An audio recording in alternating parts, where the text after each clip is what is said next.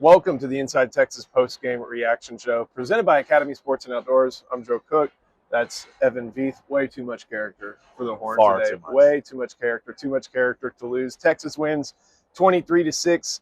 A statement game, if you want to call it that, but it kind of felt that way for Steve Sarkisian. Yeah. The way he came out in the post-game press conference, not chippy, not mean, but like he understood that there are a lot of people who maybe gave up on what this team was supposed to do and saw the offensive line problems, saw Arch's problems, saw run game problems, and Steve Sarkisian comes out and says, we heard y'all talking shit about our team. Yeah. That's what he said, and he comes out here and kind of proves the doubters wrong. Well, and this is the first time Texas has been unranked since 2022. They're going against the number 6 team in the country, and it's a comfortable win, Joe. It's 3-possession win, helped with a punt return, helped with some other things that went their way in this game. But still, it was a dominant win for the Longhorns, especially up front, and that's something that Sarkisian joked about with the media. He said, hey, you guys were saying this O-line was bad. You guys were the ones who were talking about how poor they were playing, and yet they come out there and 1 sack given up against Arch Manning, and the push on the run plays, especially in the second half of the third quarter with Contravian Wisner, were game deciding. It's what won this game for Texas, alongside a great defensive performance. And speaking of that great defensive performance, Sarkisian gets asked about what it means to him to go 2 straight games without giving up a touchdown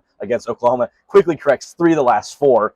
Remember, Brent Venables comes in 4 years ago. He's now 1-3 against Sarkisian. Sark has only given up a touchdown against Venables once in a game, and now that came with a loss, but still, it's just a statement of what this team has become, even after such a tough loss against Florida. The bounce back, the moxie of these players to play their best game of the year just on all 3 phases, from the punt return to the defense playing well to the offensive line and Manning showing up. It was a complete game for Texas, and that's what they needed to win this one. Yeah, you could really tell. He felt like this team had something to prove, and I'm sure he challenged them over the course of the week inside practice and stuff like that. So came out, proved everybody who thought that Oklahoma was going to limit them and really keep the under. It hit the under, but keep that like an obvious thing because of what the Sooners were doing. Yeah. That's not what came out and happened. And you talk a little bit about just that 3 of the last 4 for Steve Sarkisian, the only exception being Dylan Gabriel. And he kind of touched on the fact, we saw John Mateer play, and John Mateer was not effective. His yards per attempt was minuscule. Yeah. He didn't really run. They didn't want to try the thumb, and he even said in the postgame, it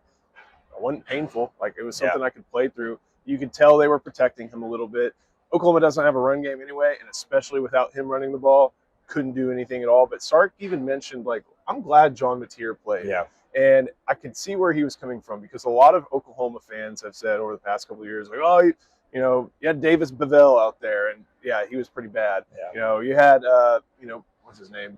Booty, Hawkins. Michael Hawkins, and General Booty. It's just you didn't play we didn't play Texas with our real quarterback. And the only win we have is when we have our quarterback, we'd win, and that was the Dylan Gabriel game. And so I think Sark was speaking to the fact that he says, I'm glad John Mateer played, because now nobody's got anything to say. Mm-hmm. And I will give it to our analysts, Ian Boyd and Paul Wobblington. Their stuff you can find on InsideTexas.com. They were spot on with the scouting report about Oklahoma's offense. It's one that relies a lot on hero ball from their quarterback, which you can't get that as much with Mateer still battling an injury. There was more than just the thumb. It seemed like his knee was bothering him throughout the game. But if they're not going to be able to run the ball, they don't have people to block on the boundary. Texas has ways to easily beat this team. And you saw what the defense was doing. It was suffocating in the run game. They brought the pressure. You got 2.5 sacks from Colin Simmons, which a lot of people have been doubting him this year, and he really showed up in this game, as well as guys like Brad Spence popped for me. Alex January had a nice game, and then you forced 3 turnovers. Now, some of them were a little bit given to you. I think Mateer's second pick was complete. It was a big swing in the game, taking those 3 points they should have gotten, throwing into Malik Muhammad's hands, but you're still getting that 3 turnovers that Texas players have always been saying to us. That's what they need to get in these games. That's what they want, and man, they found a formula, Joe. If this run game is going to continue to look like this, we'll see what it looks like when it gets further along. They've got a few important games before it gets to Georgia, but that's the one you're going to be circling next. That's the way that Texas can win the game, with Arch Manning playing and I mean this in a nice way, as a game manager, a good game manager. He's keeping the ball out of harm's way, advancing the ball down the field. 0 turnover-worthy plays for Manning today.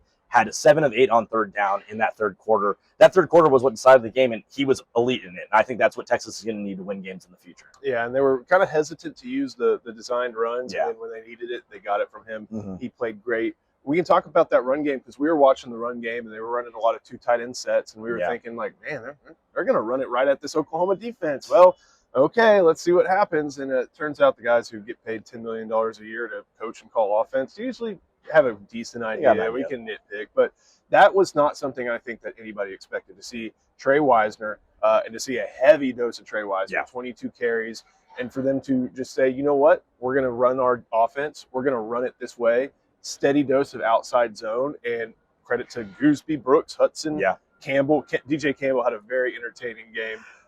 Great point of view for us. You and I had a great time watching DJ Campbell, and then of course Brandon Baker, like that outside zone running. Yeah, it's not technically, I guess, running into the teeth of the defense, but it's getting those guys on the move, even against that Sooner defensive front, and they made it work big time today. And they finally found that formula that works for this offensive line that had obvious struggles against Florida, but one sack given up to Arch Manning, and one of the things that Manning does best is that when he's in a rhythm, he's not going to take sacks, which he wasn't in a rhythm against Florida. He did take those sacks, but that outside zone running game, exactly what you identified, it works so well with Wisner's skill set because he struggles going straight on and getting those extra yards. But if Texas is going to get 4, 5, 6 yards from just running it a little bit laterally and then finding that cut through the zone behind Gooseby, behind whoever's playing left guard, which Nick Brooks had a good game, that's going to be the formula to win. And I know some of our fans, and even myself included, have wanted some of the other running backs to get more play. Your Christian Clarks or Jarrett Gibsons, but especially once C.J. Baxter comes back, this is their backfield. Wisner had such a great game. He's such a big game player. I think of last year's OU, A&M last year as well. And C.J. Baxter is still a great running back that you can't forget about for when he's healthy. So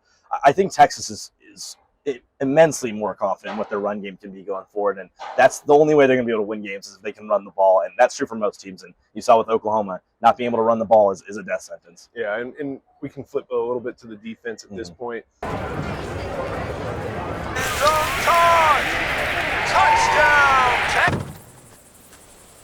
Any gate can be a tailgate. Pete Kwiatkowski.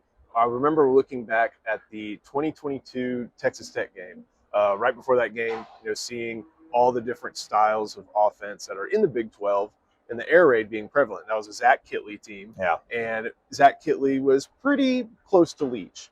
Well, Kwiatkowski, during all those Apple Cups, when he's facing Leach, just shut them down. And what Ben Arbuckle, the Sooners offensive coordinator, he's kind of a little bit of a Kittley guy.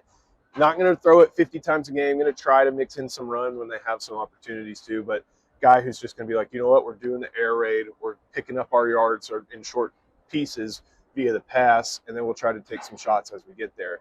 Pete Kwiatkowski would shut those teams down. It looked a lot like that today as 3 turnovers, like you mentioned, no real big over-the-top plays. A couple guys got loose underneath, as is what you expect to happen in a football game. But that defense just made life miserable for the passing offense in addition to the run offense. Yeah, look what a difference it makes for the secondary when they're not playing prodigies of football in Dallas Wilson and Jeremiah Smith and even Cardell Tate, for that matter, against Ohio State.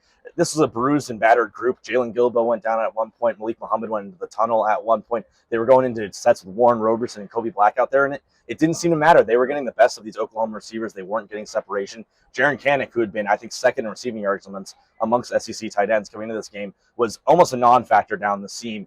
They just did everything well on this defense. They stopped the run, which we had a feeling that wouldn't be too much of a problem with this team compared to last week when they faced Jaden Baugh. But once the pass plays came out in those 2nd and 5s, that's when they were winning. And they ended up getting a lot of 3rd and 10s after that. But they were getting the pressures on those downs where Oklahoma should be converting with the scheme that they have.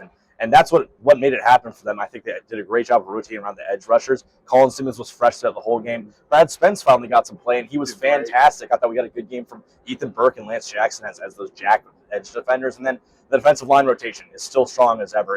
It's such a complete group, and finally bouncing back to what we know they can be. Yeah, and I'm glad you mentioned Warren Roberson, because there were some times when the backup corners were on the field, and for a lot of offensive coaches, like, this is our chance. Those guys played things straight up, and they played it really well. Like, they did everything right over the course of this game. Got to touch on special teams. Mason Shipley, 3 for 5, tough 50-yard attempts. Those are always going to be tough. One a doink, one ended up a little short. But Ryan Niblett, finally, it's like the keep chipping, it's going to come. And our angle basically is looking down that sideline from the Cotton Bowl press box. That was a great punt. That's where you want it to be. It was outside the numbers, close to the sideline. I don't know if Texas had it set up. They probably did set up that way, but there's not a lot of room to operate. Well, he just starts running, and Oklahoma didn't do their job. And thanks to Ryan Niblett and a little assist from Marshall Landwehr keeping his guy up, 75 yards later, I think Ryan Niblett's in the end zone. Yeah, maybe some favorable calls on the blocking, but it's still I didn't see it, but I never saw a replay, so that's why I didn't see it. We've been harping on Niblett a little bit this year. We've all been doing this because he has a tendency to kind of let the ball roll when it's punted to him. He doesn't want to get the ball touching on him and then fumbling it after that. But when he's able to catch the ball and square his feet and get moving, he can be very dangerous. That's something we know he's been able to do. What a moment for the guy who's just comes in as a high forcer who's been battling to have a spot in somewhere in the offense, and you get a punt return in a game as big as this. It's great for him and great for Marshall Landwehr, the former walk-on who gives him that little bump to get him through there. That really felt like the dagger of the game. I think Texas could have maybe won without that, just controlling the possession there, but that was the hook, line, and sinker for the Longhorns. And what a moment for Niblett. You just got to feel good for the guy. Yeah, we'll see what happens with the more punt returns going forward. But just to get that one, yeah, it was a complete game for Texas. All three phases doing a little bit.